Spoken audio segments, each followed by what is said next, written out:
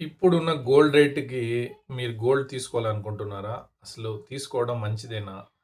అనేది ఒక జస్ట్ 1 మినిట్‌లో ఎక్స్‌ప్లెయిన్ చేస్తాను. నేను రూ. 1750 పర్ గ్రాము 2010లో తీసుకున్నాను. ఆల్మోస్ట్ 15 ఇయర్స్ అయింది.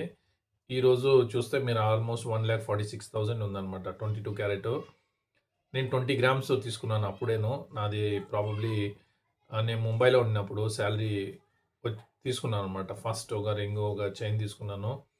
20 గ్రామ్స్. బట్ అప్పటి నుంచి ఇప్పటికి 15 ఇయర్స్‌లో ఆల్మోస్ట్ 8 టైమ్స్ పెరిగింటుందనమాట. ఓకే. సో, మీరిప్పుడు కూడా తీసుకుందామా? వద్దా? అని ఆలోచిస్తే ఇంకో 10 ఇయర్స్‌కి ఇంత పెరిగిపోవచ్చు. బట్ డెఫినైట్‌లీ అట్‌లీస్ట్ 10 ఇయర్స్‌కి 2 టైమ్స్ అట్‌లీస్ట్ డబుల్ అవుతుంది.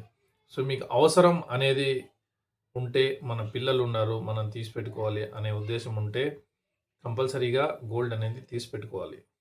ఓకే. సో, మనకు ఇన్వెస్ట్‌మెంట్ అని చూస్తే మీరు gold, land, stocks, mutual funds ఇవి తప్పితే ఇంకేం ఇన్వెస్ట్‌మెంట్ లేవు. ఓకే. మిగిలినవన్నీ ఖర్చులే మిగులుతాయి. బట్ నేను చెప్పేది ఏమేంటి గోల్డ్ అనేది ఒక సైకలాజికల్లీ మనకో ఫీలింగ్ ఉంటుంది కాబట్టి అది తీసి పెట్టుకోవచ్చు. మరి ల్యాండు రియల్ ఎస్టేట్ అంటే దేర్ ఆల్ గోన్ అప్. విపరీతంగా మీరు ల్యాండ్ అంటే ఒక ఎకరా అంటే 30, 40 లక్షలు పెట్టాలా? అంత ఎవరి దగ్గర ఉందో వాళ్ళే పెట్టగలరు. మరి గోల్డ్ అనేది మీరు అవసరం ఫ్యూచర్‌లో పిల్లలు ఉన్నారని అవసరమని తీసుకోవాలి.